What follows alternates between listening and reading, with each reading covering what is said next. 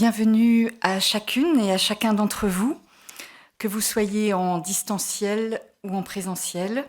Bienvenue aussi aux téléspectateurs de KTO. Je vous propose d'entrer dès à présent dans le thème de cette soirée organisée par la chaire de théologie œcuménique des facultés Loyola à Paris. 25 ans après Augsbourg.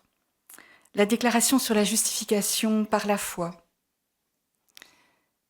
Un événement œcuménique majeur qui a vu le jour il y a 25 ans.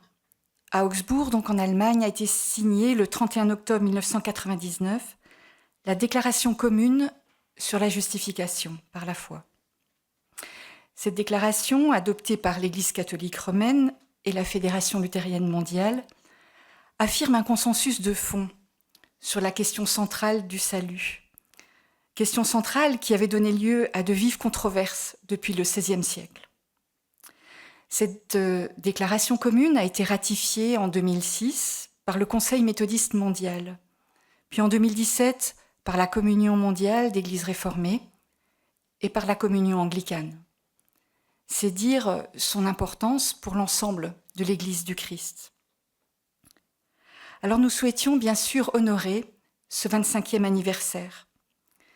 Il nous semble que cet anniversaire nous offre l'opportunité non seulement de faire mémoire d'un tel événement, mais plus encore évaluer sa réception et réfléchir sur ses enjeux à la fois théologiques, bien sûr, mais pastoraux également. Pour ce faire, 3 voix ce soir. Une voix catholique, une voix luthérienne et une voix réformée, pour nous faire entrer dans les enjeux de cette déclaration.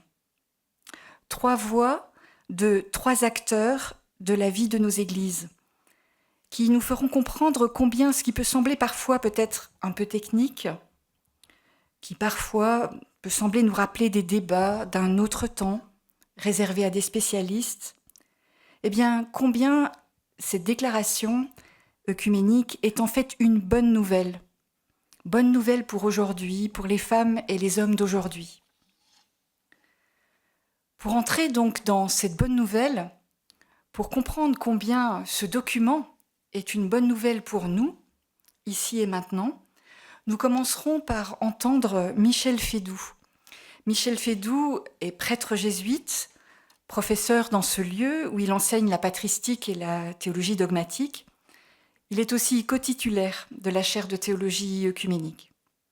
Il a obtenu pour l'ensemble de son œuvre le prix Ratzinger en 2022, et le prix du cardinal Grente de l'Académie française en 2023.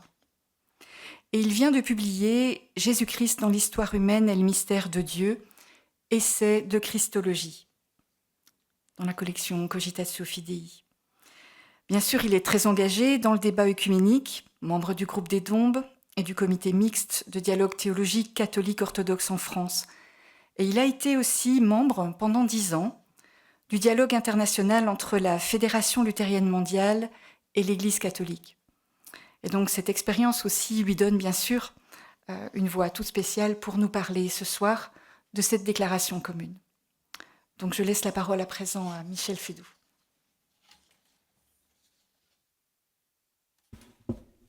Merci beaucoup Anne-Cathy. Bonsoir à tous, à toutes. Il est de fait heureux que nous puissions commémorer, 25 ans après, l'événement exceptionnel que fut la signature à Augsbourg en 1999 de la déclaration commune sur la doctrine de la justification.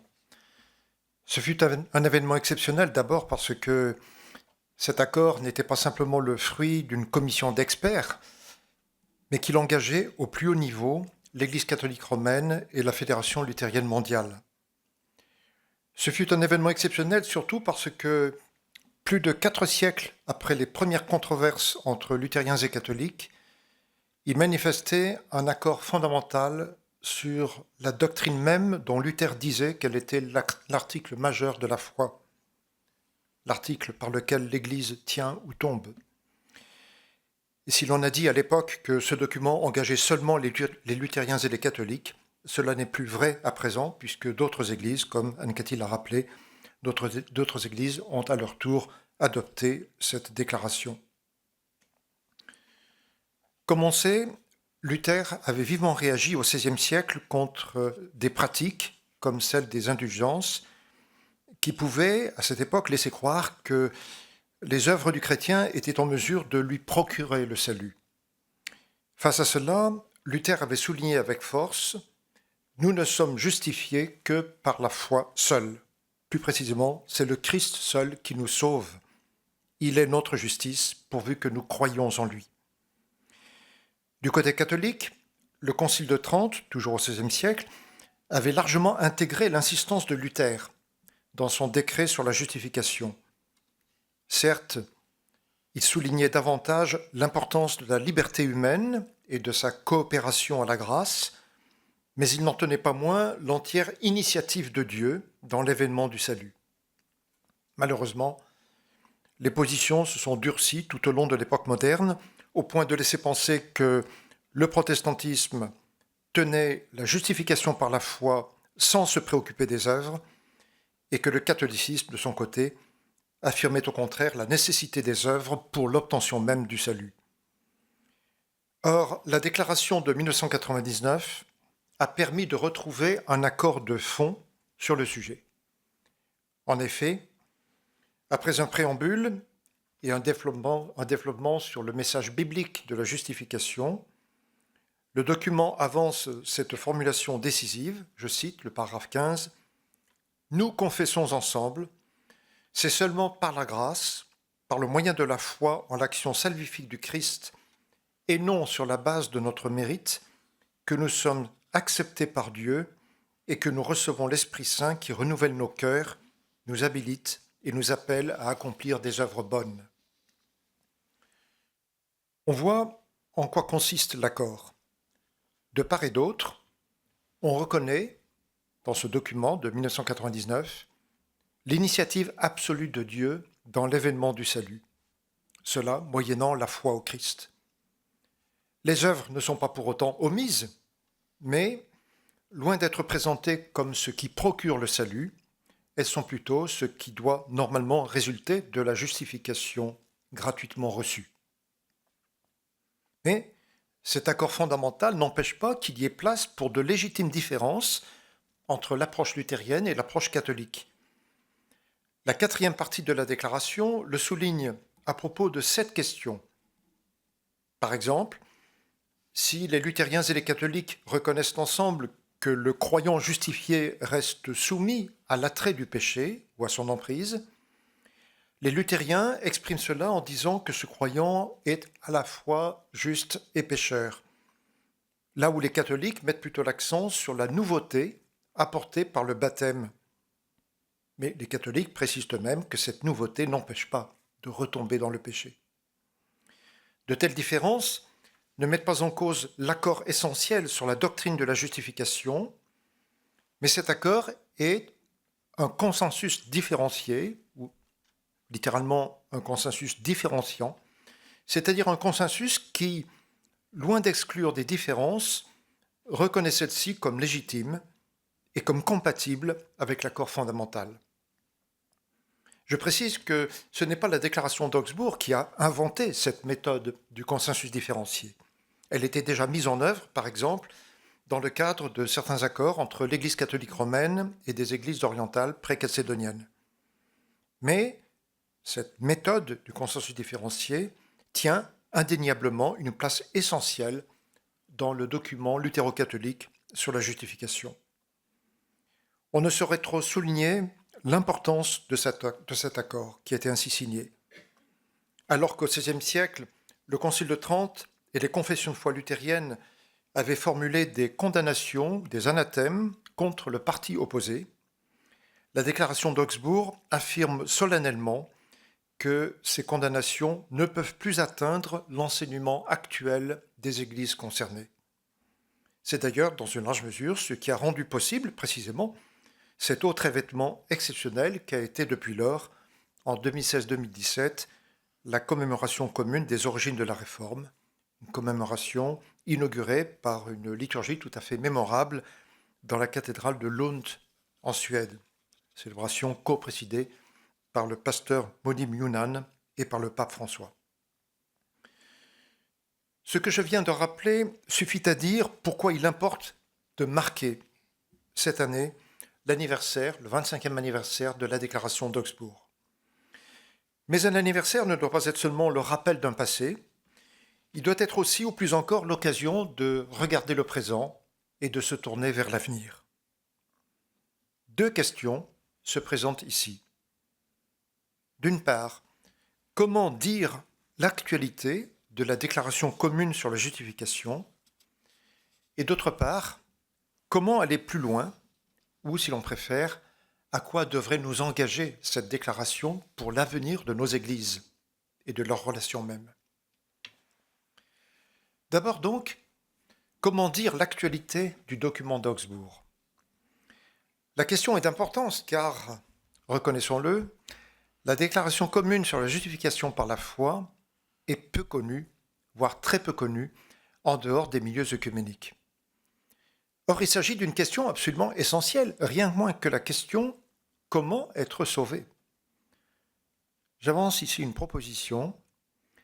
L'enjeu actuel de la déclaration d'Augsbourg ne pourra être plus largement perçu que si l'on consent à une double transformation, l'une touchant le langage hérité du XVIe siècle, l'autre concernant l'ancrage biblique du document. En ce qui concerne le langage, il était bien entendu nécessaire que la déclaration d'Augsbourg reprît le vocabulaire de Luther et le vocabulaire du Concile de Trente, pour en restituer le véritable sens, en amont des déformations dont ils ont fait l'objet dans le cadre de la littérature de controverse à l'époque moderne. Cette herméneutique devait être faite, elle l'a été de manière très remarquable. Mais elle ne doit pas dispenser de chercher aujourd'hui un langage qui soit plus directement parlant pour nos contemporains, précisément pour rendre sensibles aux enjeux de fond qui sont sous-jacents à la déclaration d'Augsbourg. Il s'agit par exemple de prêter attention au lieu de l'expérience personnelle où s'éprouve le remords d'une offense commise, la conscience douloureuse d'avoir blessé quelqu'un, le sentiment d'avoir maltraité une personne sans défense.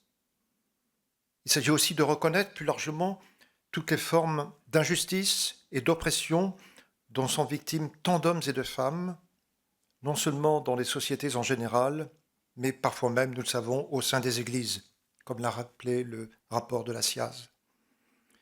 C'est dans de telles situations que l'être humain peut connaître aujourd'hui l'épreuve de se sentir non seulement fragile et vulnérable, mais perdu, comme en danger de mort.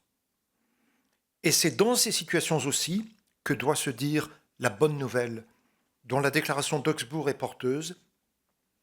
Nous faisons l'expérience de ne pas pouvoir nous sauver par nous-mêmes. Nous pouvons certes accomplir de bonnes actions, mais ce ne sont pas elles qui vont comme telles nous sauver. Nous ne pouvons être délivrés que par Dieu, en croyant en son Fils qui s'est donné à nous et qui nous a signifié par là l'offre surabondante de son pardon. Et si nous nous laissons ainsi délivrer, nous sommes par le fait même appelés à une vie nouvelle, pleinement accueillante à l'Esprit de Dieu. Ce sont de tels langages qu'il faudrait rechercher et qui, sans doute, aideraient à accueillir davantage aujourd'hui le message de la déclaration. La seconde transformation concernerait l'ancrage scripturaire de cette déclaration. On doit avant tout se réjouir de ce que le document d'Augsbourg propose, juste après son préambule, un développement sur le message biblique de la justification. Cela est tout à fait essentiel. La déclaration, en faisant cela, manifeste que la doctrine de la justification s'enracine avant tout dans l'Écriture.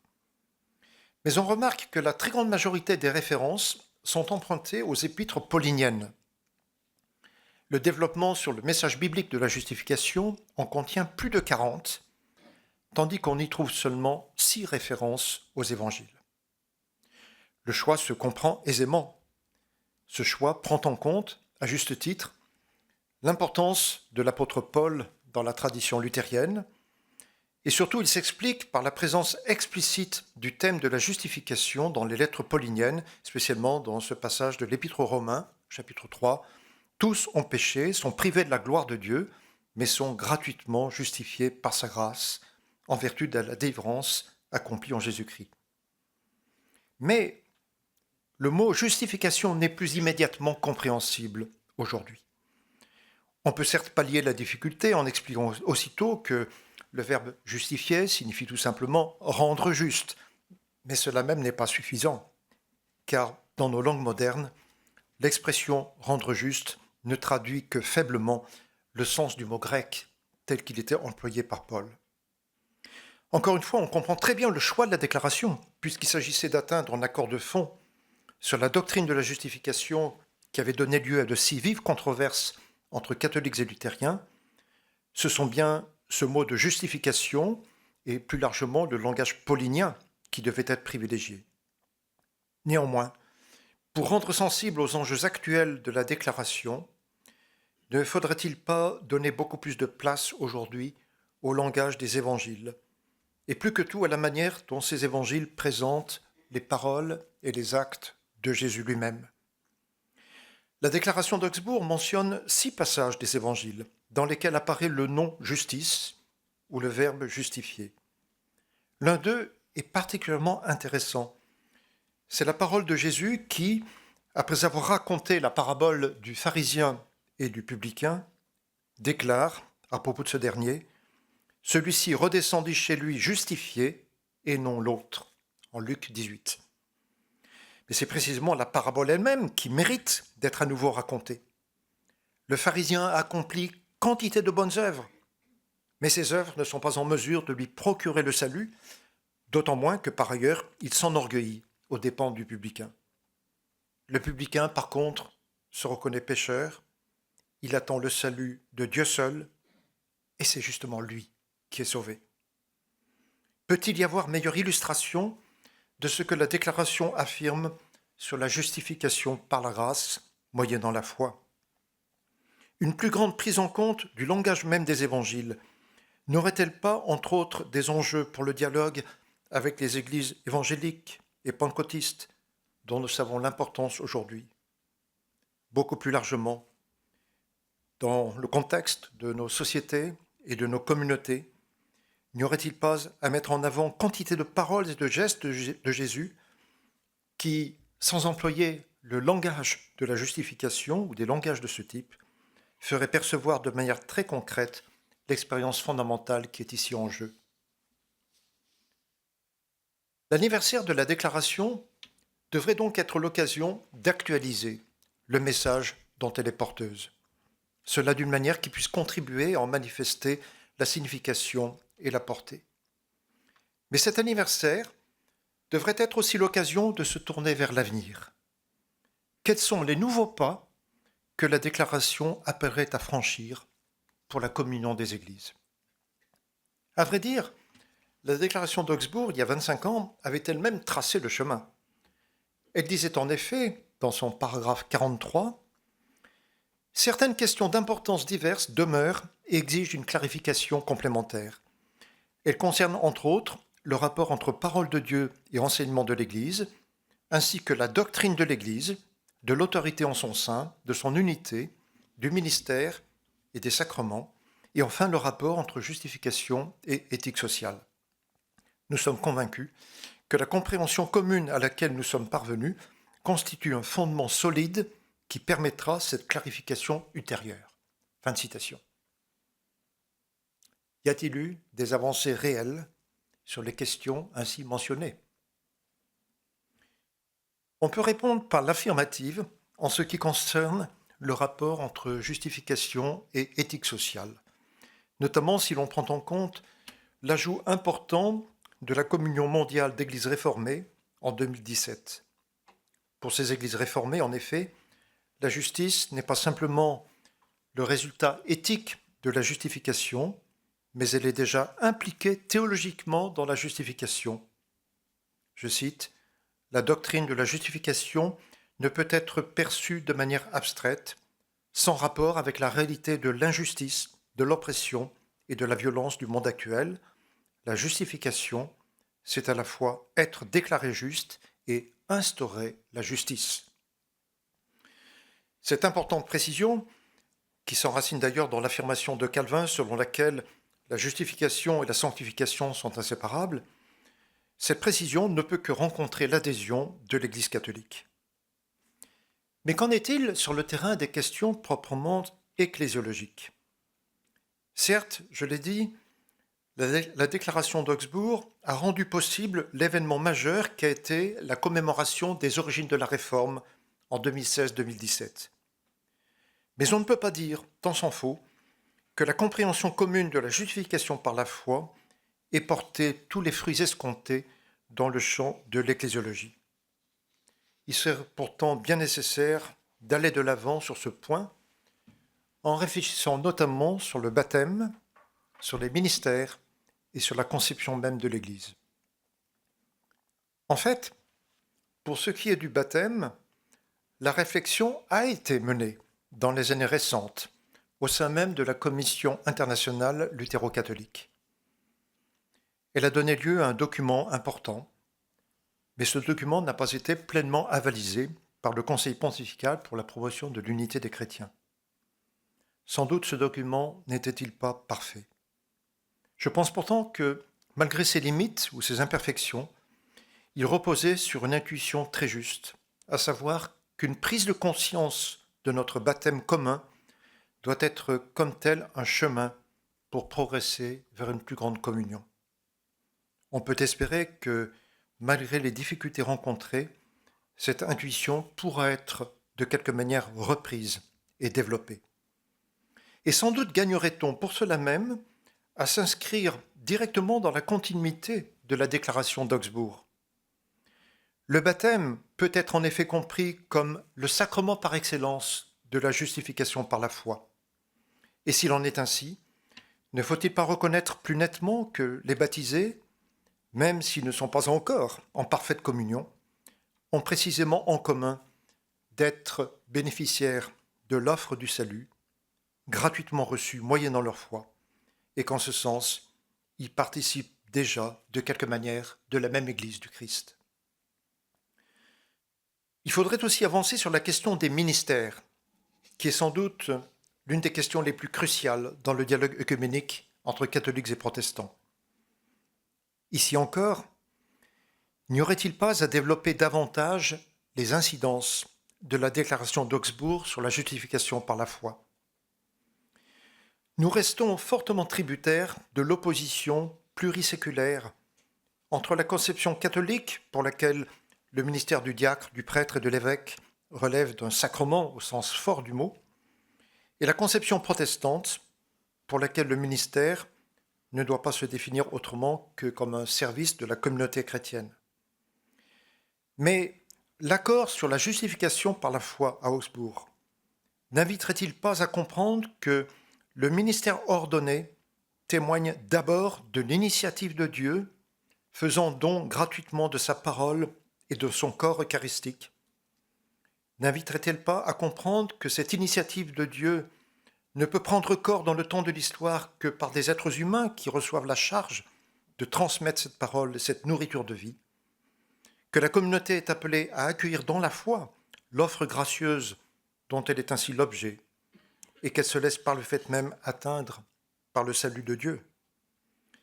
Sans doute y aurait-il là un chemin pour dépasser les conflits traditionnels et pour permettre, au-delà des milieux œcuméniques, un accord de nos églises sur la signification du ministère ordonné dans la vie ecclésiale, du moins un accord de fond qui, dans l'esprit du consensus différencié, n'exclurait pas des différences quant à la structuration ou à l'organisation pratique des ministères.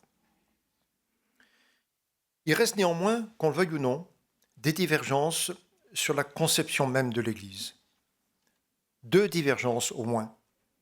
D'une part, l'Église catholique, tout en reconnaissant l'entière initiative de Dieu dans l'événement du salut, souligne que l'être humain doit se disposer librement à l'accueil de ce don et que, une fois justifié, il a la responsabilité d'accomplir des œuvres cohérentes avec le don ainsi reçu.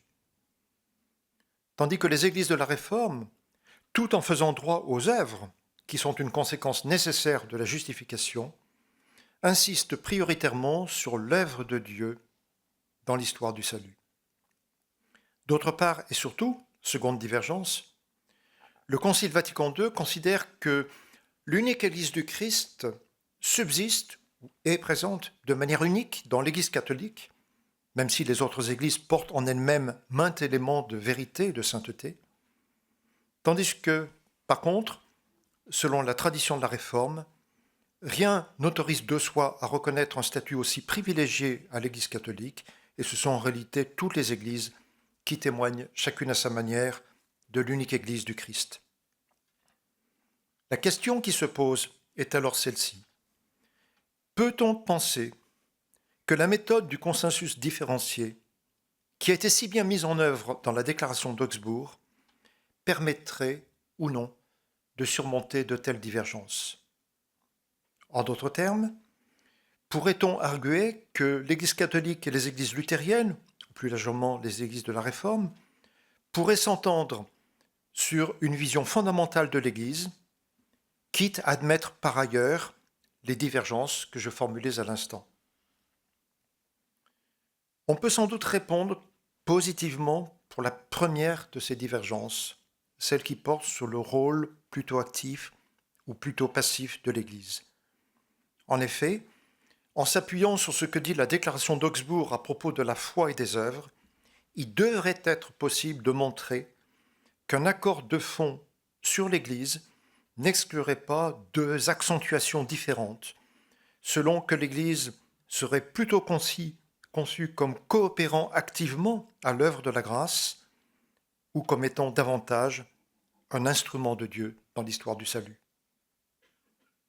Par contre, il me semble qu'il serait sans doute plus difficile de répondre positivement à propos de la seconde divergence, celle qui concerne le rapport des églises historiques à l'Église du Christ.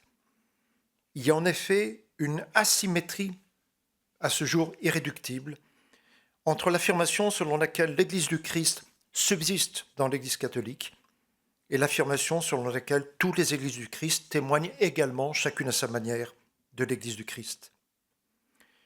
Le récent livre du groupe des Dombes sur la catholicité a bien reconnu qu'une telle asymétrie, à ce jour, ne pouvait pas être contournée. Mais ce livre a aussi montré que la question pouvait être du même coup déplacée. La question ne serait plus, d'abord, de chercher à appliquer la méthode du consensus différencié à l'Église elle-même, mais il incomberait plutôt aux diverses Églises de se reconnaître comme une seule Église, bien qu'en communion imparfaite, la conscience même de cette imperfection étant précisément comme le ressort et le moteur d'une conversion à poursuivre dans l'attente du jour où il serait enfin possible de communier, non plus de manière exceptionnelle, mais de manière ordinaire, à la même table de l'Eucharistie. Les quelques réflexions que j'ai proposées peuvent bien entendu prêter à discussion.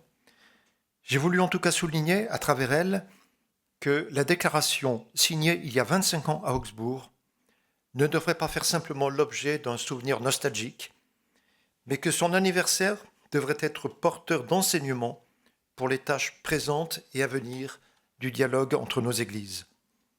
On ne peut qu'être très reconnaissant envers les auteurs de cette importante déclaration. Et l'on doit aussi souhaiter que nos églises, qui ont pu s'engager au plus haut niveau sur la question centrale du salut, puissent parvenir à signer un jour d'autres accords de même portée sur le baptême, sur les ministères, sur l'Eucharistie, ou plus largement dans le champ de l'ecclésiologie. Je vous remercie.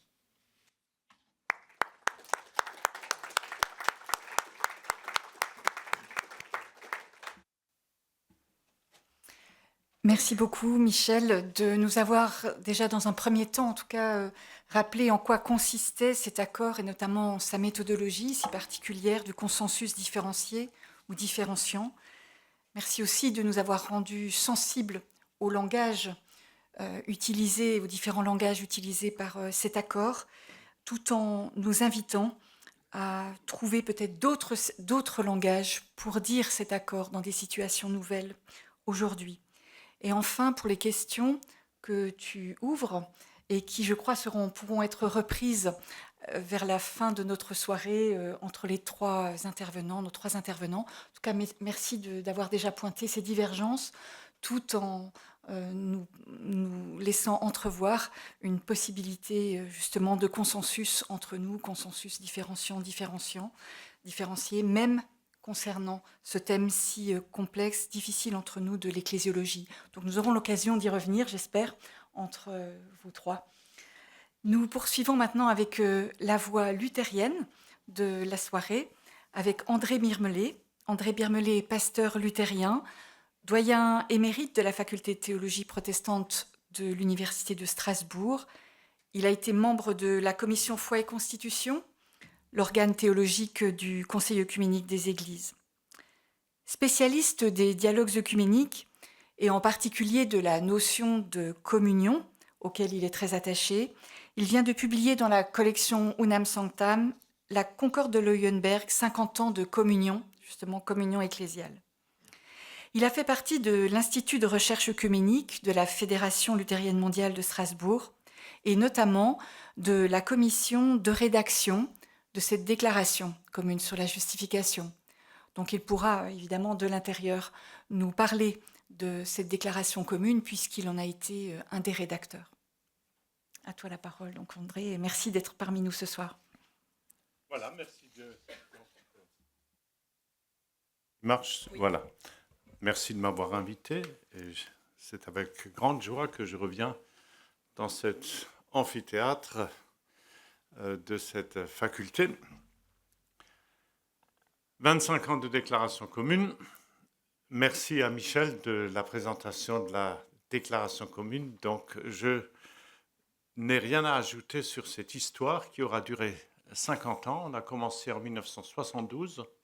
En 1972, dans un rapport dit de Malte, on avait noté un très large accord dans la compréhension du salut. Et il nous aura fallu 37 ans, 27 ans avant qu'on puisse le signer, donc en 99. J'ai eu la grande chance d'être dans ce dialogue à partir de 1974, et c'est donc au Centre œcuménique de Strasbourg que nous étions à 4 ou à 5 à avoir la responsabilité côté luthérien de la rédaction de ce travail, ce qui a entraîné des rencontres absolument fabuleuses, mais je ne vais pas vous les raconter. Je peux vous résumer la déclaration commune en une seule phrase. Nous proclamons et nous vivons le même salut en Christ, chacun à sa manière, dans son histoire, dans sa piété. Nous avons le même évangile, nous avons peut-être des logiciels théologiques un peu différents.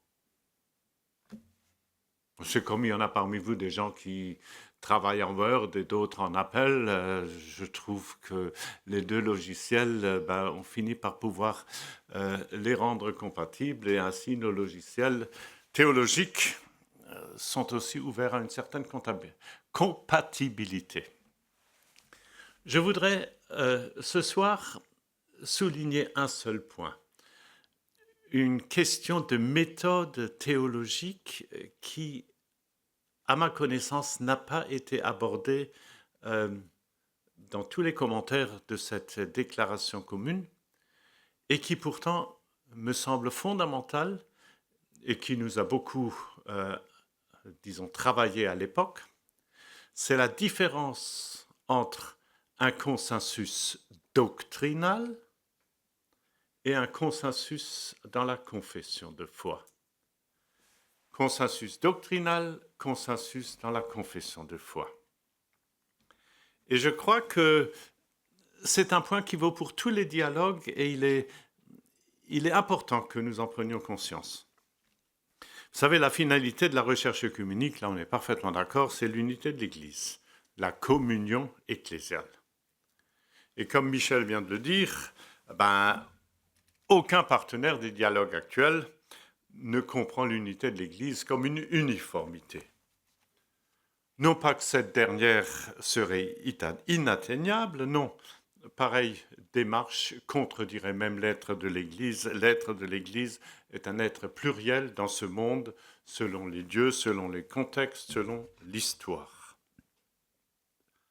Il s'agit donc, dans le mouvement œcuménique, de parvenir à la reconnaissance de l'autre communion, de l'autre famille chrétienne, comme expression légitime et authentique de l'unique Église du Christ. Donc, une compréhension positive de la différence. Unité et différence ne s'excluent pas. L'autre Église a ses particularités. Il y en a des bizarres. Moi aussi, dans mon Église, on en a des bizarres. Nous avons des accents théologiques divers. Notre inscription culturelle n'est pas la même, etc. Il nous faut donc parvenir, ce que Michel disait très justement et expliquait très justement, à un consensus différenciant. Nous utilisons entre-temps systématiquement le mot consensus différenciant pour la raison très simple. On a parlé pendant longtemps de consensus différencié et on s'est fait avoir. Parce qu'il y a des gens qui nous ont dit par la suite « Ah oui, pour vous, c'est un consensus à 50%, pour nous, c'est un consensus à 30%, pour d'autres, c'est un consensus à 80%. » Non, il ne s'agit pas d'intensité diverse d'un consensus. Le consensus différenciant signifie que la différence est dans le consensus lui-même. C'est pour ça qu'on utilise le mot consensus différenciant et plus consensus différencié, où ça concernerait le... Voilà. Pour parvenir à cela, que faut-il faire? Il faut évidemment avoir un dialogue doctrinal. Il est absolument indispensable. J'ai passé des décennies à être impliqué dans des dialogues doctrinaux. Ce qui serait par contre faux serait de croire que les églises doivent maintenant signer des dialogues doctrinaux, recevoir des dialogues doctrinaux. Ceci n'est pas seulement impossible à cause du volume des rapports, il y a des milliers de pages de conclusions de dialogues. Non, les dialogues ont certes pour finalité de travailler les doctrines, mais ces documents, finalement, n'appartiennent qu'aux experts. Et que font les experts? Ils cherchent des chemins qui pourraient permettre de dire les vérités fondamentales de la foi de différentes manières qui ne seraient pas nécessairement exclusives. Il s'agit de fournir le fondement théologique à un travail œcuménique qui doit encore être fait. Donc pas simplement signer un texte, mais ce n'est qu'une toute première étape. Pourquoi est-ce que nous avons été obligés de le faire? Pour la toute simple raison que toutes les différences ne sont pas légitimes. Et il y a des différences qui ont conduit à des condamnations mutuelles, des excommunications. Vous êtes exfiltré de la communion, si on peut le dire ainsi. Et ça a provoqué les ruptures entre les familles confessionnelles. N'importe quel historien vous dira que la rupture, les condamnations mutuelles ont toujours été expliquées de manière doctrinale.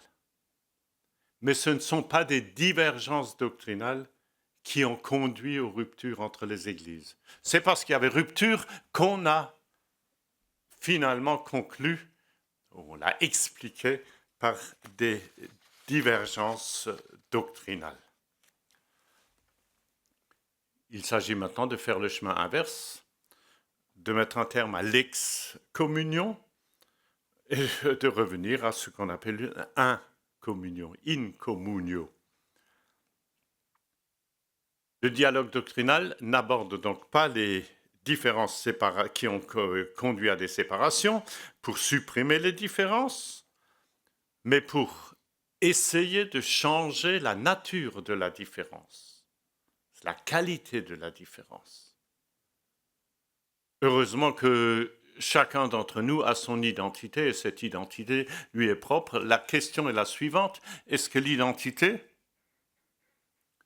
ne pourrait pas changer au niveau de la différence, ne pourra pas changer de qualité, et la différence qui avait une qualité séparatrice devenir une qualité très positive, une expression même de la richesse légitime de l'Église, la diversité comme richesse qui a caractérisé l'Église depuis des siècles.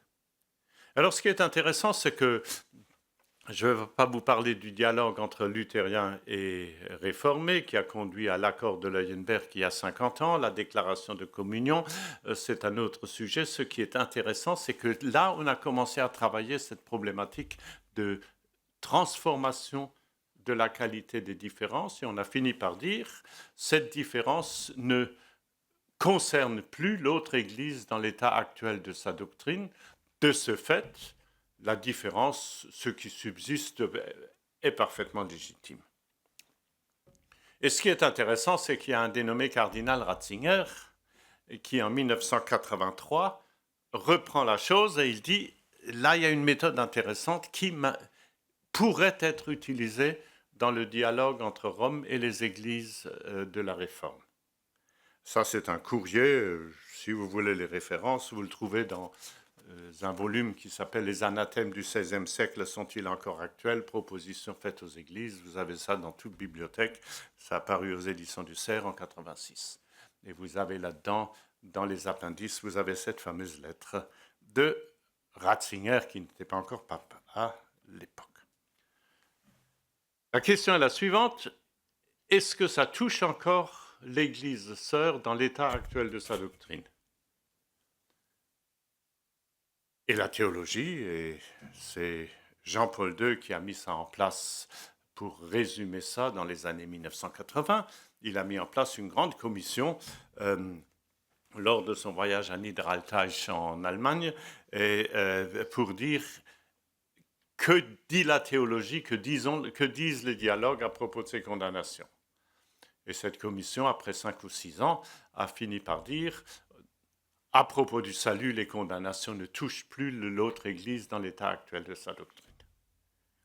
Ce n'est pas le cas pour les sacrements, ce n'est pas le cas pour l'ecclésiologie, mais suite à cela, Jean-Paul II dit en 1987 « Je ne veux pas sortir du deuxième millénaire sans qu'il y ait un accord où on revient sur les condamnations à propos de la compréhension du salut. » Ça, c'est... Il sera tenace jusqu'au bout. Hein. Et lorsqu'en 1998, ça se passera plutôt mal et qu'on aura l'impression ça ne peut pas marcher et que la Congrégation pour la doctrine de la foi, en juin 1998, dira ça ne va pas. Jean-Paul II dira et ça ira quand même. Et il mettra en place une autre commission qui dépassera l'avis de la Congrégation pour la doctrine de la foi et qui, le 10 mai 1999, Jean-Paul II décide que le texte sera signé le 31 octobre. Et ce fut fait. Ça, c'est la volonté politique de Jean-Paul II a été un des moteurs majeurs qui a permis d'en arriver là. Peu importe. Que font les théologiens? Nous constatons que les doctrines ne sont pas nécessairement contradictoires. Le problème est pourtant le suivant. Où est le critère qui nous permet de dire ça? Et alors, Michel l'a dit à sa manière en prenant les récits bibliques, ça va très loin. L'évangile de Jean ne connaît pas le mot justification. Les synoptiques le connaissent une seule fois dans la fameuse histoire du pharisien et du publicain. Paul en parle tout le temps. Où est le critère qui permet de dire que ces différentes théologies bibliques sont compatibles entre elles? C'est là que ça devient intéressant. ce ne sont précisément pas des doctrines qui fondent nos églises. Regardez donc ce qui fonde votre église. Votre église, qu'elle soit catholique, luthérienne, réformée ou autre, votre identité vous est donnée non par une doctrine qui risque d'ailleurs de devenir idéologie, mais vous est donnée par une confession commune de la foi. Et la confession commune de la foi, ce n'est jamais dans nos symboles de foi. Je crois que Dieu est le Créateur. Je crois que Jésus est né de la Vierge Marie. Je crois que...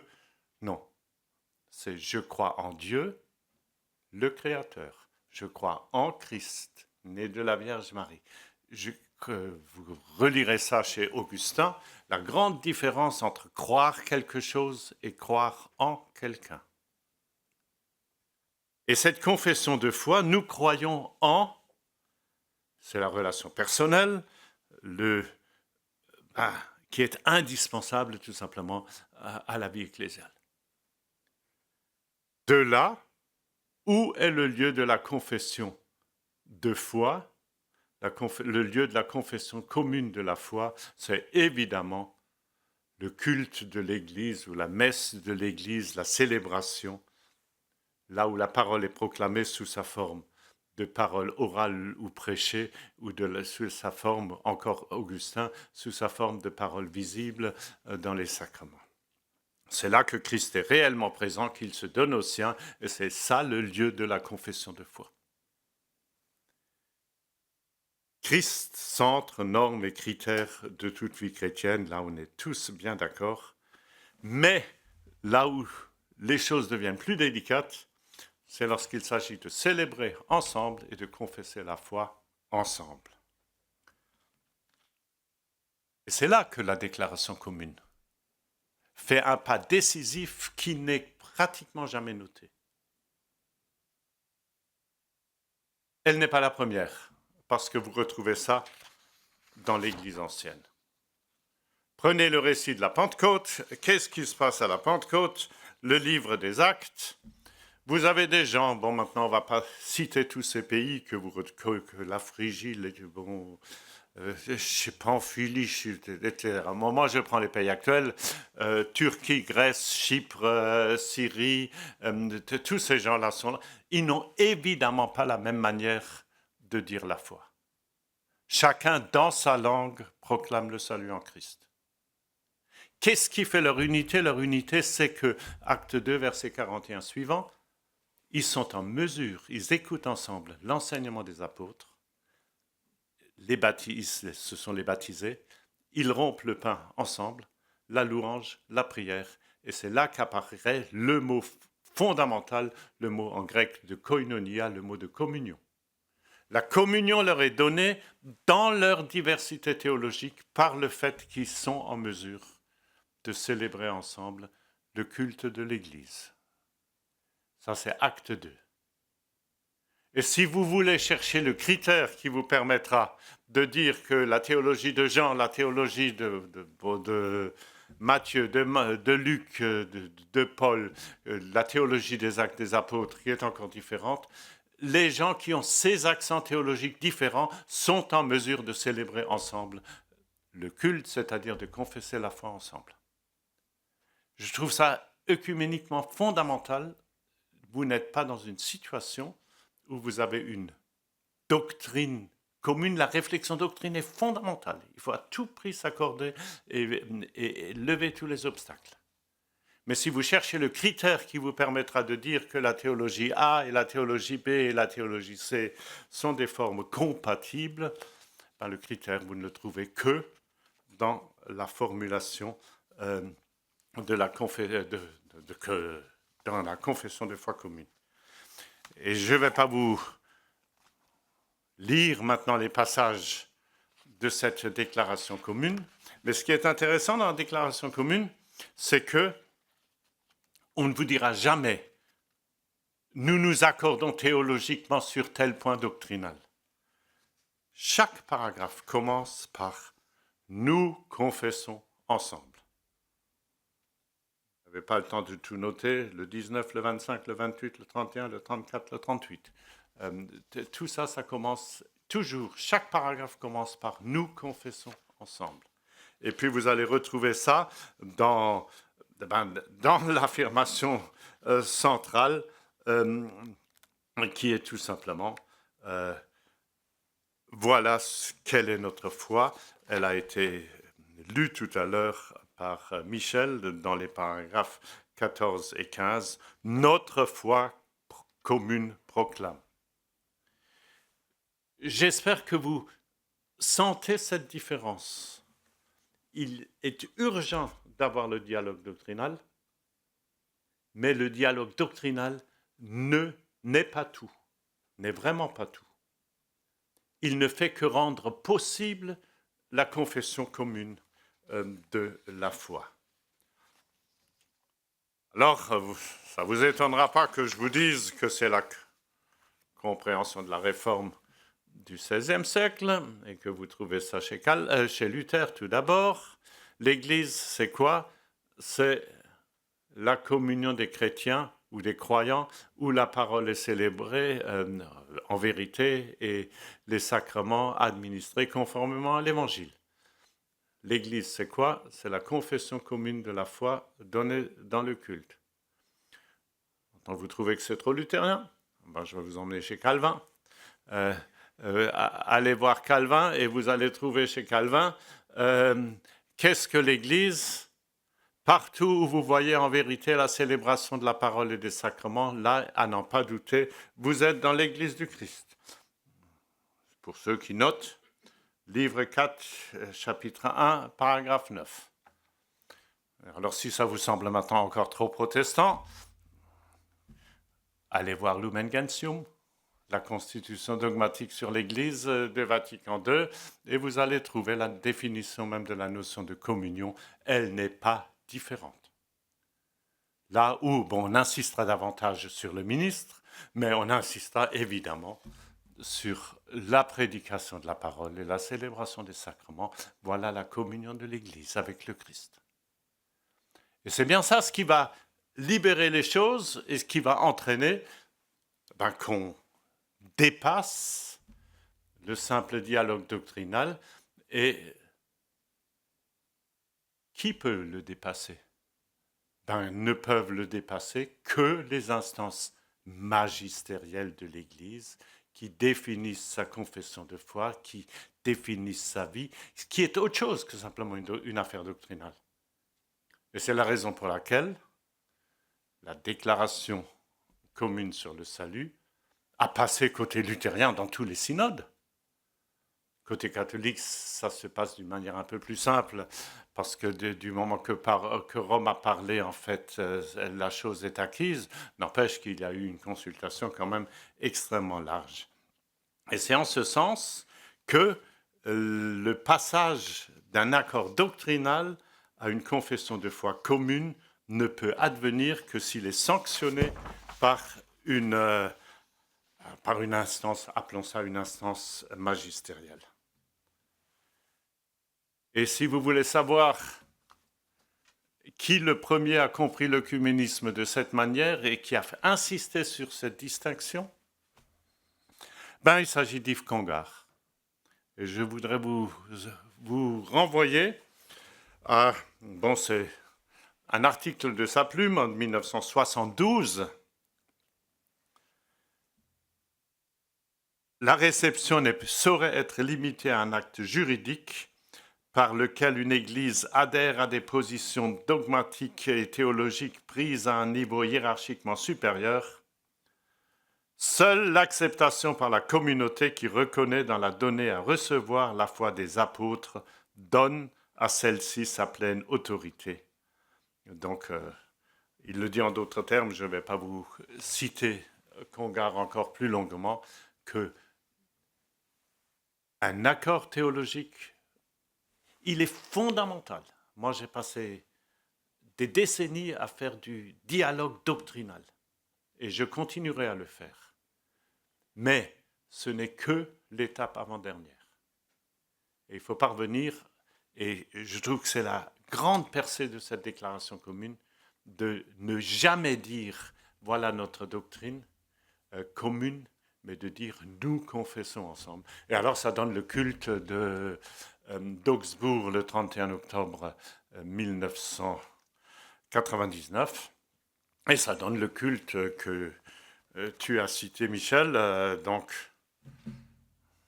le coup que nous a fait le pape, parce que je ne peux pas le dire autrement, le pape François, nous avions prévu au niveau de la Fédération luthérienne mondiale de faire une grande célébration donc pour ouvrir l'année de la Réforme 1507, donc le 1er novembre 1517, et donc le 31 octobre 2016, on prépare un grand culte et puis on va à Lund, l'endroit où est née la Fédération luthérienne mondiale, et on prévoit tout ça. Et au moment où on veut faire ce truc-là, message de Rome, le pape aimerait bien venir. On avait une cathédrale de 300 personnes, pour 300 places. Et on a en vitesse loué la patinoire à côté avec 5000 places. Mais je trouve ça phénoménal. Et alors vous avez là l'évêque luthérien de Jérusalem, Yunan, qui a été cité, et puis le pape, qui célèbre ensemble le culte. Et reprenez l'homélie du pape. Nous confessons ensemble la même foi en Jésus-Christ. Et ça, je trouve ça extrêmement important de voir ce passage, donc la réalité de la vie ecclésiale qui intervient. C'est là qu'un accord œcuménique a son sens. Je vais assez rapidement m'arrêter parce qu'on m'a dit une demi-heure. J'y suis pas encore entièrement. Alors évidemment, les points qui demeurent ouverts, ils ont été cités et on pourra en discuter après, mais c'est ce qui fait particulièrement mal aux églises de la Réforme, c'est cette fameuse incapacité romaine de considérer qu'on peut être église autrement que, pardon pour le mot, mais ça dit ce que ça veut dire, que dans le système catholique romain. Est-ce que ceux qui sont hors de cette manière de dire les choses ne peuvent pas être pleinement Église? Et là, maintenant, on aura peut-être le débat tout à l'heure, c'est le fameux subsistitin du Concile. Je vous rappelle que, donc à l'origine, on dit l'Église de Jésus-Christ est l'Église catholique romaine, point. Et c'est le cardinal Liénard de Lille qui, au Concile, dit je veux plus de ce est, donc il faut dire la chose suivante, l'Église de Jésus-Christ subsiste dans l'Église catholique romaine, et puis Liénard ajoute, elle peut aussi subsister ailleurs.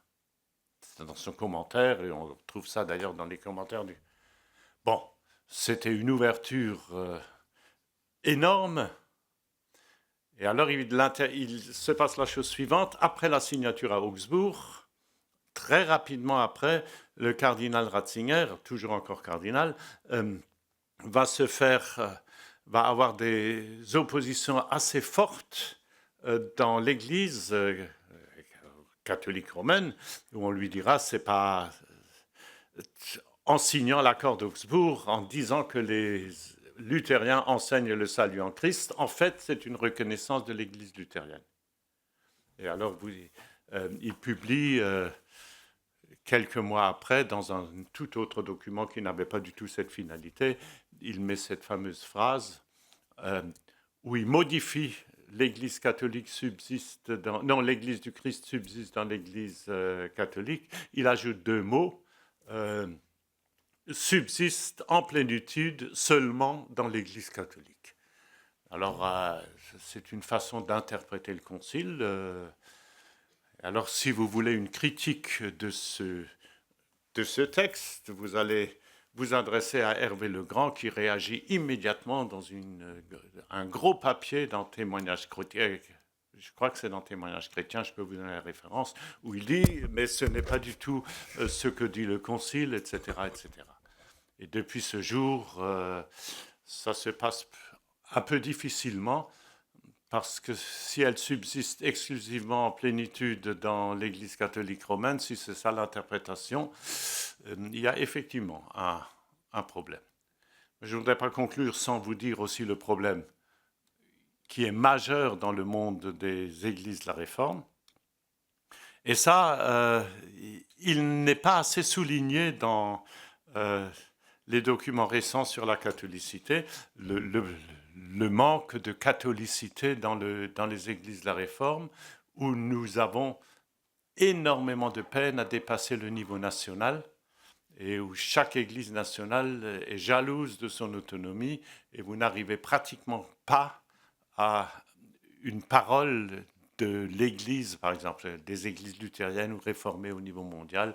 Il y a là un réel problème qui, dans le monde catholique, est tout simplement clarifié par la communion du collège épiscopal, et dans le monde de la Réforme, ce n'est pas le cas. Et la seule fois où nous avons réussi en tant que luthériens au niveau mondial à dire les choses ensemble, d'une seule voix, c'est précisément cette signature. Mais je vous garantis, il y avait 108 synodes à consulter. On en a mis du temps. Et puis il y en a 6 qui nous ont dit, surtout ne signez pas, vous n'avez pas encore compris qui sont les cathos.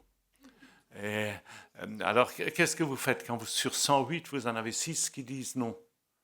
Alors finalement, on a décidé que la grande majorité était de cet avis, donc de l'avis qu'on signe. Et on a signé en ce sens-là.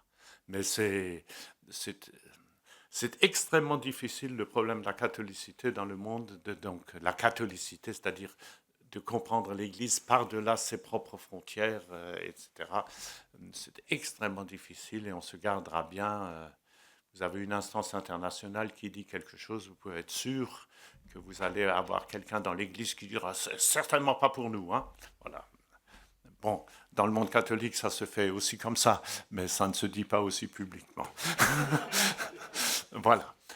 Ça, c'est les deux grands enjeux qu'on a à l'heure actuelle. Donc, l'ecclésialité, pour Rome, l'ecclésialité d'une autre famille chrétienne. Et je vous dis, à Lund, François a évité de parler des églises luthériennes. Il a parlé des communautés luthériennes. Parce qu'il sait trop bien combien l'enjeu est difficile dans sa propre église. Et puis le problème du côté des églises de la Réforme, le problème de la catholicité. Voilà, j'ai pas trop dépassé l'horaire, alors je m'arrête là.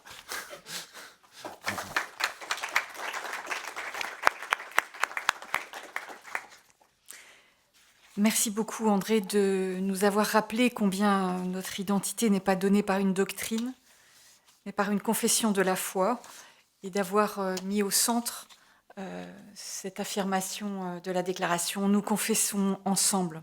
Voilà quelle est notre foi. Et puis merci aussi d'avoir souligné ce qui reste comme question ouverte. On aura l'occasion bien sûr d'en reparler, je l'espère.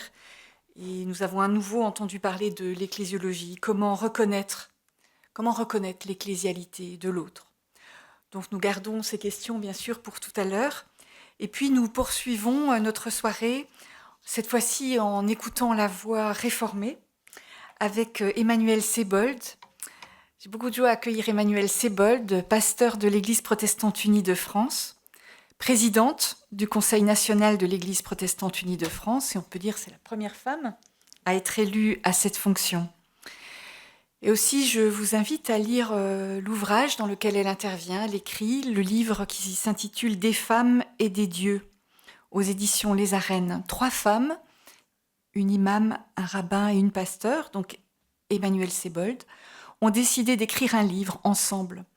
Livre dans lequel elles réfléchissent ensemble à la place de la femme dans leurs traditions respectives.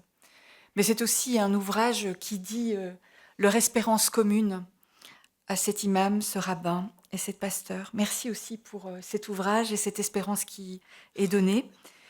Et il me semble que maintenant, il est important que nous entendions quelles sont les conséquences de cette déclaration commune, les conséquences pastorales de cette déclaration commune, et puis aussi comment est-elle reçue et dite par une voix réformée. Donc merci Emmanuel. Merci beaucoup de m'accueillir ce soir. je suis tout à fait intimidée d'être entourée de gens, voilà, de si grande qualité pour une petite pasteur de paroisse. C'est tout à fait intimidant. Nous proclamons et nous vivons du même salut en Christ. André vient de le rappeler, Michel aussi. Le cœur de cette déclaration, le cœur de ce qui a été proclamé ensemble, c'est ce même salut en Christ. Et André l'a rappelé, en 2016, il y a eu cette célébration à Lund, et pour ouvrir l'année 2017 de ces 500 ans de la Réforme, la Fédération luthérienne mondiale s'est reposé la question de ce cœur de l'Évangile, sur quoi repose cet article sur lequel repose l'Église et sans lequel elle s'écroule, vous l'avez déjà entendu, la justification par la grâce par le moyen de la foi. Et les églises de la Fédération luthérienne... Alors là, je parle pour les luthériens, parce que l'Église protestante unie, on est luthériens et réformés. Donc c'est vrai que moi, j'ai grandi en milieu réformé, mais je me dois de tenir les deux au niveau de l'Église protestante unie. Et donc la Fédération luthérienne mondiale s'est questionnée en 2017 en se disant « Que signifie aujourd'hui être justifié par grâce ?» Qu'est-ce que ça veut dire? Et c'est la question que Michel posait tout à l'heure. Quel langage on va utiliser aujourd'hui pour dire le cœur de l'Évangile? Qu'est-ce qui fait notre foi? Que signifie être sauvé? Michel l'a ouvert tout à l'heure, cette question. Et je voudrais y rester un tout petit peu avant de voir pour les églises les conséquences. Que signifie être sauvé? Cette question n'est pas impertinente ou pertinente. Alors, mon professeur de dogmatique de l'époque, je ne dirais pas de quelle époque, enfin quand j'étais à la fac, c'était André Gounel. Et André Gounel commençait son cours sur le salut en racontant des petites histoires. André Gounel avait toujours des petites histoires à raconter pour que les étudiants comprennent bien le sens de ce qui allait suivre. Alors, bon, il y en a deux qu'il aimait bien raconter. La première, c'est ce professeur de dogmatique qui est en train de réfléchir sur le chemin de la faculté au cours qu'il va donner sur le salut. Et puis quand il passe sur un pont, ça pourrait être à Paris, il passe sur le pont au-dessus de la Seine, et puis un homme est tombé dans l'eau et crie « Sauvez-moi, sauvez-moi ». Et le théologien s'arrête tout perplexe et dit « Oui, bien sûr, mais qu'entendez-vous par sauver ?» Voilà bien la question. Donc, question du professeur tout à fait déplacée, puisque là, c'était très clair de quoi l'homme voulait être sauvé. La situation parlait par elle-même. Et autre petite histoire qu'il racontait aussi, qui venait là des États-Unis, une petite ville, différentes églises, méthodistes, baptistes, épiscopaliennes, presbytériennes, pentecôtistes, sont mises d'accord. C'était un grand miracle.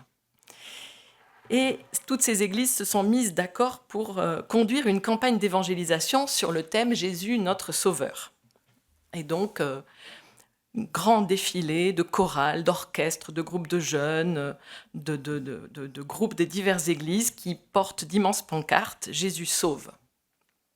Et le lendemain, dans le journal, une grande photo avec ce défilé et ce commentaire « Ils nous disent tous qu'ils sauvent, mais personne ne dit de quoi ». Et je pense qu'il faut se reposer sans cesse la question et se poser cette question aussi dans la perspective de cette déclaration conjointe. Finalement, nous proclamons le salut en Jésus-Christ. Mais de quoi l'être humain a-t-il aujourd'hui besoin d'être sauvé? Alors on peut lister un certain nombre de choses. À l'époque de Luther, on nous raconte qu'il était lui-même terrorisé de ne pas être en règle vis-à-vis de Dieu, qu'il était écrasé par la culpabilité. J'ai rencontré moi-même, dans ma pratique pastorale, des membres d'église écrasés par cette culpabilité, étant en recherche permanente d'être libérés de la culpabilité, libérés, convaincus qu'ils étaient indignes aux yeux de Dieu, et c'est un travail pastoral d'accompagnement qui parfois échoue pour des raisons qui échappent bien sûr au pasteur. Mais cette manière de vivre aujourd'hui sa foi n'est loin de là pas majoritaire dans les églises. Aujourd'hui, finalement, assez peu de personnes dans les églises catholiques ou protestantes vivent cette culpabilité. En tout cas, peut-être pas par rapport à Dieu dans leur foi. Mais la culpabilité peut être autre. Elle peut être suite à des choses faites ou pas faites et qui ont eu des conséquences dramatiques. Des personnes qui peuvent vivre avec des regrets terribles, une culpabilité de ce qui a été fait ou n'a pas été fait, dont ils n'arrivent pas à être libérés. Et l'affirmation que Dieu entend, qu'il peut prendre sur lui la faute, que la personne peut lui remettre ce qui l'écrase, cette affirmation doit être posée, doit être accompagnée. C'est un chemin de libération qui est long, parfois très long. Et au-delà des culpabilités personnelles, particulières aux histoires vécues, dans la société actuelle, j'entends une culpabilité collective que je n'entends pas beaucoup dans les églises. Et je dirais là, peut-être malheureusement. Mais la culpabilité de la société, la culpabilité collective devant l'état du monde, de la création, la biodiversité, les changements climatiques, etc. Mais j'y reviendrai peut-être tout à l'heure. J'y reviendrai évidemment tout à l'heure. Pour en rester au sein des églises, j'entends une dernière culpabilité, celle de ne pas avoir réussi ou de ne pas réussir à transmettre la foi aux générations suivantes. Culpabilité de voir une société changer, de ne plus la reconnaître. Culpabilité de voir des assemblées vieillissantes et la crainte d'être les derniers croyants. Il ne s'agit pas là tellement d'une culpabilité vis-à-vis de Dieu, mais plutôt d'une profonde tristesse, d'un désespoir de ne pas avoir fait ce qu'il fallait. Et là, une écoute profonde de l'Évangile, une compréhension de ce qu'est la grâce, une compréhension aussi de ce que signifie que Dieu conduit toutes choses, et surtout l'Église. Ce travail, cet approfondissement permet d'alléger ce fardeau. Mais il faut régulièrement réévangéliser les membres de l'Église. De quoi l'être humain a-t-il besoin d'être sauvé ? Alors là, c'est la réformée qui parle. Parce que bien sûr, dans les églises réformées, l'accent est mis beaucoup sur la libération et la justice. Et bien sûr, l'être humain a besoin d'être libéré de ce qui l'opprime. Et on peut parler de l'aliénation économique. L'être humain qui se découvre pris dans un système de production, de consommation, d'organisation du monde qui l'assujettit, qui lui enlève la maîtrise de son existence. C'est de pire en pire avec tous les outils informatiques qui font qu'on devient de moins en moins capable de faire par soi-même quelque chose. Et que si la machine a décidé, pour une raison qui nous échappe complètement, qu'elle ne va pas fonctionner aujourd'hui, eh bien, l'être humain se trouve devant la machine dans l'incapacité de faire quoi que ce soit. Il y a une aliénation, une perte complète de liberté et de capacité d'agir par soi-même. Dans la société de production et de consommation, tout se centre sur l'objet à fabriquer, à vendre, à acheter, et l'être humain, sujet, devient lui-même subordonné. L'exploitation d'une part de l'humanité par une part minoritaire de l'humanité. Je ne vais prendre qu'un exemple.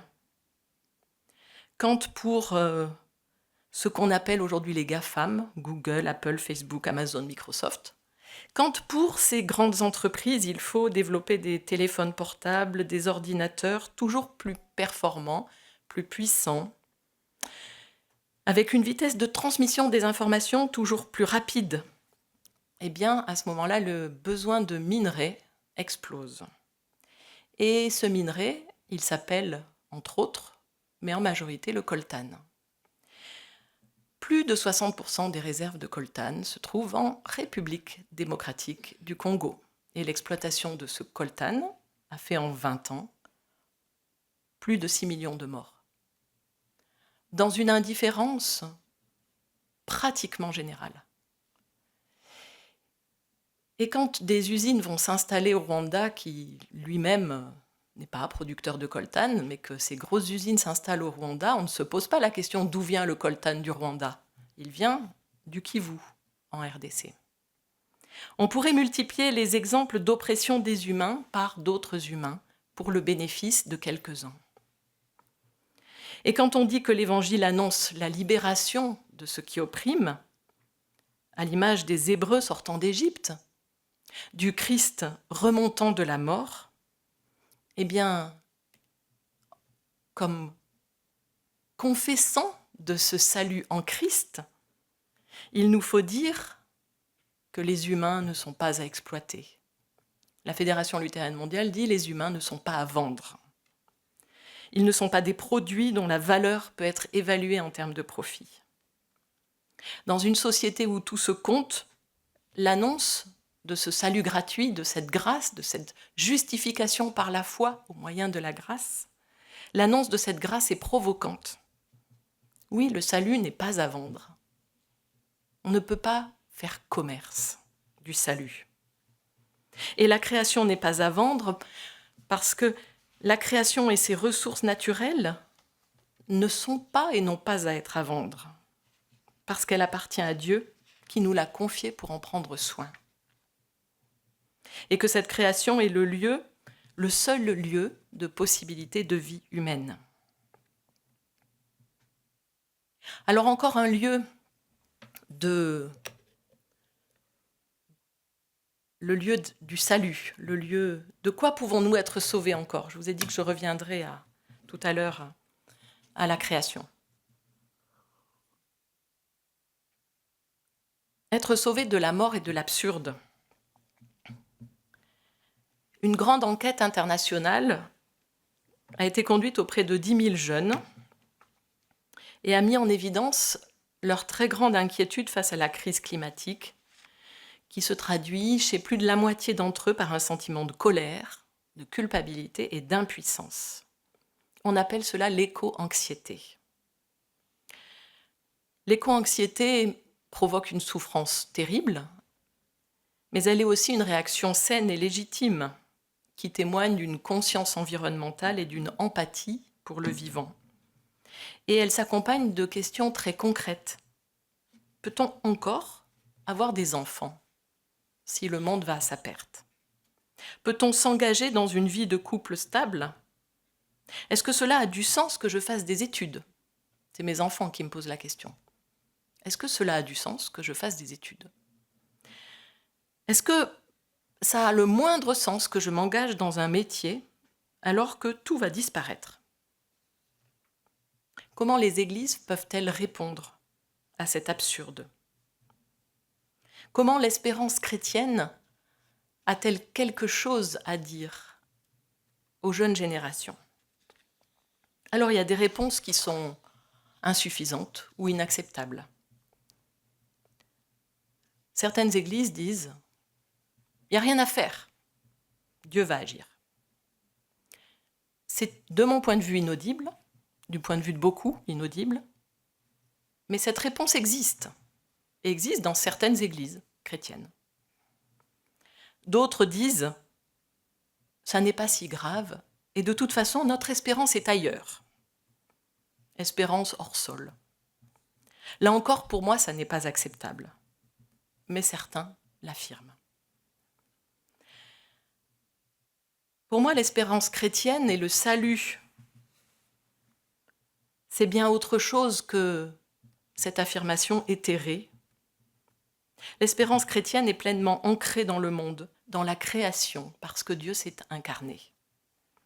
L'être humain n'existe que dans et avec la création, et pas sans elle. On a parlé beaucoup des lettres de Paul, mais pour moi, le verset de l'évangile de Jean, Dieu a tant aimé le monde qu'il a donné son Fils unique, afin que quiconque croit en lui ne périsse pas, mais qu'il ait la vie éternelle. Dieu a tant aimé le monde, pas l'humanité, Dieu a tant aimé le monde. L'espérance chrétienne, le théologien Jürgen Moltmann le dit ainsi, l'espérance chrétienne voit dans la fin le commencement. Dans la fin, le commencement. Dans le tragique, dans la mort annoncée, dans la fin annoncée, dans le danger de la situation actuelle, un commencement est possible, un avenir est possible. Et pour cela, il faut accepter la mort, il faut accepter de perdre, il faut accepter d'abandonner beaucoup de choses. Il ne faut pas simplement faire quelques réglages à la marge. Il y a des choses à arrêter, à transformer de l'intérieur. Être sauvé pour. Être sauvé pour, parce que en Christ, la grâce de Dieu nous est donnée comme un don gratuit et inconditionnel. Et ce don gratuit appelle une réponse de gratitude, qui s'exprime dans un engagement d'amour et de compassion avec les êtres humains et l'ensemble de la création. C'est Anne Burghardt qui écrit cela, la secrétaire générale de la Fédération luthérienne mondiale. Je vous ai dit Église protestante unie, on passe des réformés aux luthériens tout le temps. Oui, réponse de gratitude. Réponse de gratitude en découvrant que je suis sauvé par grâce. Cette réponse se traduit dans l'action. L'espérance ouvre sur l'éthique et l'engagement.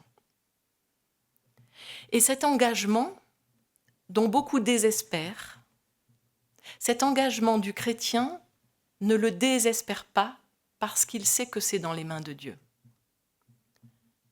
Savoir que tout est dans les mains de Dieu ne signifie pas ne rien faire, mais signifie que l'engagement que nous prenons et les efforts et tout ce que nous mettons en œuvre ne peut pas nous désespérer, car tout est dans les mains du Père. Alors, cette déclaration conjointe, dont j'ai essayé de redire comment on pourrait dire aujourd'hui le cœur de l'Évangile que nous proclamons ensemble et ce salut que nous proclamons ensemble en Christ. Si on a parfois l'impression que les débats des théologiens sont d'un autre temps, avec des mots d'un autre temps, eh bien, j'ai l'impression que dans les paroisses, nous sommes beaucoup plus en retard que les théologiens. Il y a une grande difficulté dans les églises, et là je parle des églises protestantes, à vivre vraiment de la grâce. Nous mettons cela en avant. Mais dès que nous avons annoncé le salut, eh bien aussitôt arrive « Ah oui, mais attention, la sanctification ». La sanctification perd son sens de reconnaissance, perd le sens de libérer pour servir, et se transforme en fait en vérification du don de la grâce. Et je ne parle pas encore là de la théologie de la prospérité. Si tu crois, alors tout te réussit. Dans d'autres églises, il y a beaucoup de difficultés à passer d'une espérance éthérée à une espérance qui appelle à l'action et à l'engagement. Il y a une grande difficulté à mettre sa foi en mouvement, comme si la tristesse, la peur de ce qui vient, tétanisait complètement les croyants et les empêche d'imaginer les petits pas et les petites choses que l'on peut faire aujourd'hui Comment recevoir chaque fois à nouveau la nouveauté de l'Évangile dans nos vies d'Église? Comment approfondir la vie commune, œcuménique? Quels sont les pas suivants? Ils sont très difficiles à imaginer aujourd'hui. Et là, je parle de ce que je vois, de nos relations au niveau local, entre Église catholique et paroisse, Église locale de l'Église protestante unie. Approfondir les pas suivants ensemble, c'est aujourd'hui très difficile parce que les uns et les autres, nous nous sentons dans une situation, comment dire, j'allais dire d'assiégés, c'est peut-être le mot est sans doute trop fort. Mais en tout cas, nous avons du mal à voir l'avenir de nos églises. Nous voyons le nombre de pratiquants qui diminue. Nous nous sentons un peu comme les derniers des Mohicans, à tort, parce que l'Évangile est annoncé aussi ailleurs et de d'autres manières. Mais comme nous sommes tellement préoccupés de la survie de l'Église, de notre Église, que nous perdons de vue que si nous sommes des chrétiens rayonnants de l'Évangile, nous n'avons rien à craindre pour le futur de l'Église et que de toute façon, ce futur de l'Église est dans les mains de Dieu. Et donc, cette difficulté de vivre des églises aujourd'hui, les épreuves que nous traversons, nous font oublier le socle de ce que nous avons à témoigner ensemble. Oui, on ne vit pas des dogmes, on vit de l'Évangile. Et aujourd'hui, les églises, en tout cas, voilà, pour parler de l'Église protestante unie et je pense aussi de l'Église catholique, nous avons tellement de défis en tant qu'Église à affronter que nous en oublions simplement de nous réassurer sur le socle de l'Évangile. Alors on a parlé des différences et c'est quelque chose qui est aujourd'hui fondamental dans notre vie d'Église. Je pense que c'est aussi valable pour l'Église catholique, je n'en doute pas. Nous accueillons des croyants qui viennent de partout. Nous accueillons aussi des gens qui sont des nouveaux croyants et qui n'ont aucune instruction religieuse, qui viennent par le fait de l'esprit. Et c'est incroyable. Et aujourd'hui, nos communautés locales, nos églises locales, nos paroisses sont composées de gens qui viennent de partout, avec une manière de lire la Bible très très diverse, avec des interprétations des Écritures extrêmement diverses, avec aussi des pratiques, avec une culture d'Église très différente, pour ne parler que de l'Église protestante unie, avec des figures pastorales, une attente vis-à-vis des pasteurs très diverse, selon les cultures d'origine. Et voilà que nous sommes dans une même Église locale, avec une diversité incroyable. Et il faut tenir tout cela ensemble. Faire en sorte que ces différences ne soient pas objet de nouvelles divisions, ne provoquent pas de nouvelles divisions, mais qu'on puisse recevoir ces différences comme des richesses. Or, un célèbre philosophe disait ma femme aime manger à 17h, moi j'aime manger à 19h, nous mangeons à 18h et nous sommes malheureux tous les deux. Donc, voilà les différences. Les différences peuvent être cause de grandes souffrances. Comment faire en sorte que ces différences soient cause de joie? Et nous avons ces défis aujourd'hui dans les églises locales. Alors encore plus entre nous, entre Église catholique, Église luthérienne et réformée. Ces différences, si elles ne concernent pas l'essentiel, mais si elles sont parlées, peuvent devenir richesse. Mais si cette différence, et là je parle de l'intérieur de l'Église protestante unie, au sein de l'Église protestante unie, si ces différences font que je ne peux pas t'appeler mon frère ou ma sœur, alors la communion est rompue. Et parfois, nos différences font que nous n'arrivons plus à nous appeler frères et sœurs. Alors oui, il y a une richesse des textes bibliques, richesse des lectures bibliques qui font que différentes théologies coexistent dans une même communauté. Mais encore faut-il qu'on puisse accepter que l'autre ait une autre théologie que moi et qu'il s'appuie sur d'autres textes que moi. Alors oui, ce ne sont pas des doctrines qui fondent l'Église, mais bien cette confession commune de la foi dans le culte. Et le culte, je soulignerai en particulier les chants. Parce qu'en fait, si je peux chanter les chants qui m'accompagnent depuis mon enfance dans la foi, eh bien je pense en chantant que je suis reconnue par les autres membres de la communauté.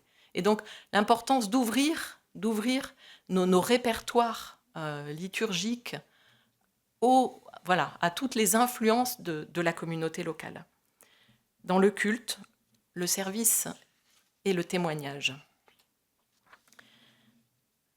Je voulais finir aussi par un texte biblique pour proclamer et vivre ensemble du même salut du Christ. Pour moi, c'est le récit de l'aveugle-né. Cet homme, il n'a aucune doctrine. Il ne sait rien. Il est guéri par Jésus. Jésus s'en va. Et puis, tout le monde le questionne. Qu'est-ce qui t'est arrivé? Qui t'a fait ça? Etc. Et donc, il est trimballé d'un groupe à un autre groupe qui l'interroge. Ses parents disent oui, c'est notre fils, mais bon, nous, on ne s'en mêle pas. On ne sait pas ce qui s'est passé. Et puis, il ne sait pas ce qui lui est arrivé. Et Jésus, à la fin du chapitre, revient. Le récit raconte que Jésus le recroise. Et cet homme dit « Je ne sais qu'une chose, j'étais aveugle et maintenant je vois ». C'est tout ce qu'il peut. Il peut témoigner que d'une chose, c'est de son expérience de foi. Peut-être que c'est le chemin que nous avons encore à parcourir ensemble, témoigner ensemble, chacun de son expérience à l'autre. Merci.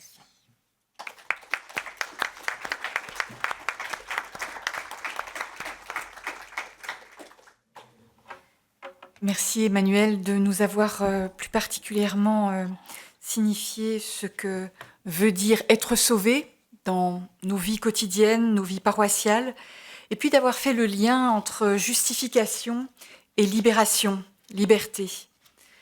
Et enfin, de nous avoir rappelé ce défi de travailler sur nos différences, sur la nature de nos différences, afin que de séparatrices, elles deviennent légitimes, tout simplement, et acceptables par les uns les autres. En tout cas, merci pour ton intervention.